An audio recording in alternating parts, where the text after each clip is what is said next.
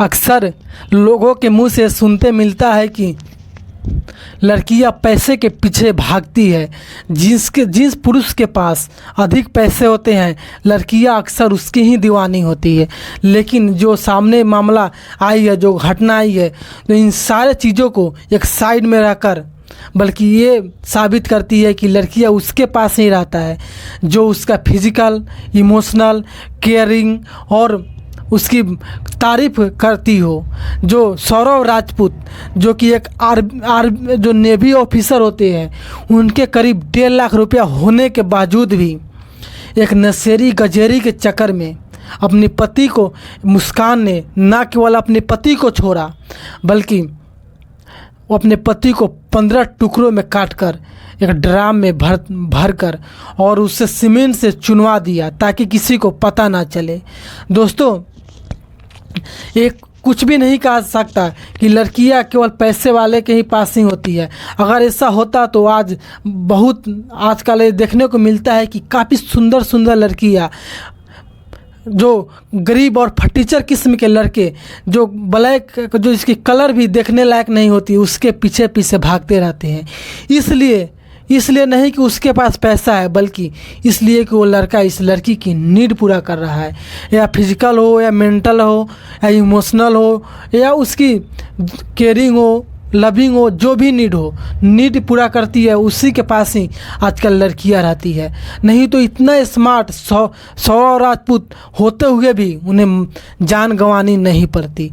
दोस्तों, आज के हम इस वीडियो में सौरव राजपूत हत्याकांड की पूरी मामला को जानने का प्रयास करते हैं। सौरव राजपूत तो 24 फरवरी को अपने घर आते हैं और ये खुशी में रहते हैं कि 28 तारीख को उनकी वाइफ का बर्थडे है।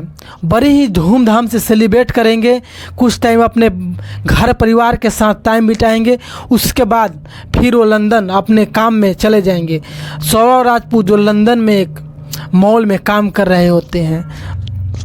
दोस्तों, उसे क्या पता था कि वो तो खुशी के लिए और परिवार के लिए वो टाइम बिताने आएंगे, लेकिन ये रात, ये खुशी उनकी आखिरी ज़िंदगी की आखिरी खुशी होगी।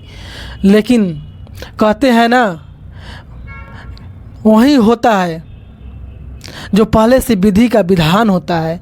लेकिन सौरव राजपूत को सारी उम्मीद, सारी खुशियाँ उनके वाइफ जिनसे वो लव मैरिज किए होती है। 2015 में सौरव राजपूत को मुस्कान के साथ लव मैरिज घर वाले और जाति के विरुद्ध किए होते हैं और सारे पर पानी फेर देते हैं। एक फटीचर किस्म की साहिल शुक्ला नशेड़ी गजेरी के चक्कर में साहिल शुक्ला से उनकी मुलाकात एक स्कूल के जो कैंप है वहाँ पे होते हैं। अपने बच्चों को छोड़ने के बावजूद होते हैं। उसकी एक बेटी होती है 6 साल की। जब मुस्कान 6 साल की बेटी को छोड़ने अक्सर स्कूल जाया करते, वहीं पे उसे साहिल शुक्ला मिलते हैं और दोनों लव अफेयर्स में आ जाते हैं। क्योंकि सौरव वो विदेश में रहकर काम कर रहे होते हैं, घर से उन्हें काफ़ी दूर रहना पड़ता है।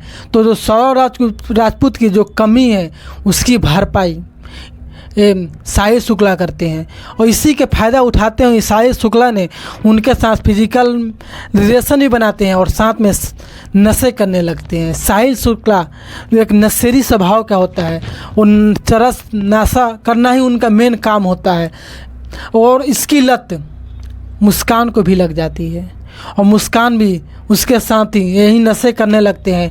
नशे करना, घूमना फिरना।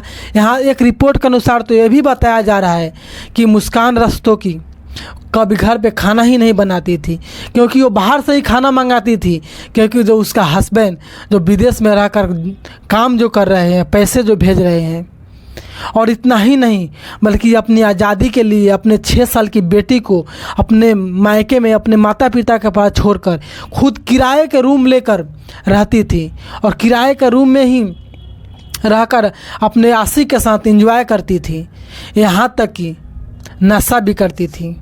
इसकी खबर तो उससे भी पता था, सौरभ को भी पता था कि उसकी बीवी की चक्कर किसी और के साथ है, लेकिन मना करने के बावजूद भी ये सब चलते रहता है। जब सौरव राजपूत ये अपने घर इस खुशी में शामिल होने के लिए आता है, तो 28 तारीख जो 25 से लेके करीब 4-5 तारीख हो जाते हैं, तो इन दोनों को नाशा करने और मिलने जुलने में काफ़ी दिक्कत होती है। तब इन्होंने एक प्लान के मुताबिक खाने में नशीली पदार्थ मिलाकर सौरभ राजपूत को सुला देते हैं। जिस नशीली पदार्थ को मिलाया जाता है और जिस दुकान से लाते हैं वो नींद की गोली होती है, और नींद के और ये मुस्कान खुद ये गोली को खरीद कर लाती है और डॉक्टर से ये बोल के लाते हैं कि मुझे रात को नींद नहीं आती, कुछ ऐसा पदार्थ दो, ऐसी दवा दो जिससे खाने के बाद मुझे काफ़ी नींद आए। दोस्तों, वो कहते हैं ना, मौत किसी की इंतजार नहीं करती, कब क्या हो जाए। वो कहते हैं ना, बस, ट्रेन और लड़की के ऊपर कभी भी भरोसा नहीं करना चाहिए। जब ये सोए रहते हैं, अपने आशी को बुलाकर इनकी गला घोंटकर मौत मार देते हैं। और इतना ही नहीं बल्कि हाथ पैर काट कर और सौरभ राजपूत के लाश को लेकर उसका बॉयफ्रेंड उस साहिल लेकर चले जाते हैं। तो और ये छिपाने के प्रयास करते हैं कि डेली कर कर के एक अंक को बाहर पार कर देंगे, लेकिन छुपना मुश्किल था। फिर ड्रम की व्यवस्था करते हैं, सीमेंट की व्यवस्था करते हैं और फाइनली घोल बनाकर उसकी बॉडी पार्ट को जमा देते हैं। और इतना ही नहीं, उन दोनों की हिम्मत और बहादुरी देखिए। यहाँ से मनाली शिमला चले जाते हैं ज़िंदगी के मज़ा लेने के लिए। ऐसा करते हैं जैसे कुछ हुआ भी नहीं हो।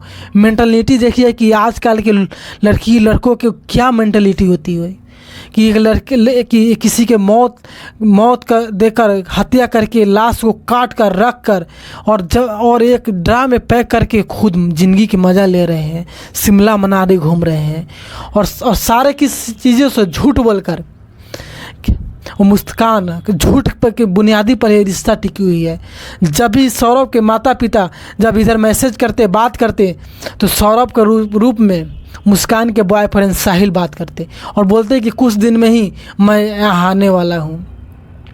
जब ये यहाँ आते हैं, जब इनके माता पिता से बातें होती है, तब मुस्कान के माता पिता ने सारी आरोप मुस्कान के ऊपर ही लगाते हैं कि मेरा दामाद सही था, अच्छे किस था, लेकिन सारी गलती मेरी बेटी की है, उन्हीं का बॉयफ्रेंड का है, ना कि मेरे दामाद का। सौरभ जो लाखों में एक था, ऐसा दामाद ऐसा मिलना बहुत ही मुश्किल है। यहाँ तक कि जब इन दोनों की जेल की सलाखों के बीच भेज दिया जाता है, तभी भी इन्हें मामला शांत होने का नाम नहीं लेता है। यहाँ भी जेल में ही मुस्कान अपने बॉयफ्रेंड साहिल के साथ एक ही बैरक में रहने की मांग करती है और साथ में जेल में ही नशा की मांग करती है। ये सोचने पर मजबूर है कि किसी भी चीज़ की लत कितनी बुरी चीज़ होती है, चाहे वो किसी इंसान का लत हो या नशा का हो या फ़ोन का लत हो या आज़ादी का लत हो। किसी भी चीज़ का लत ओवर बहुत ही नुकसान होता है। दोस्तों, उसके बाद जब यहाँ तक कि जब मीडिया वाले ने उसकी कुंडली खंडालने का प्रयास करती है, तो पता है कि ये दोनों लोग अंधविश्वास और धार्मिक चीज़ों में फंसी हुई है। एक कर्ण पिशाचनी जैसी साधना को भी उग्र कर रही है और साथ में गलत तरह से आईडी बनाकर एक दूसरे से भूत बताए और अनरियलिस्टिक जो इस दुनिया में ना है, जो मात्र काल्पनिक है, उसके ऊपर चैटिंग हुई है, जो कहीं ना कहीं स्त्री समाज के ऊपर, पुरुष समाज के ऊपर कई तरह के सवाल खड़ा करते हैं।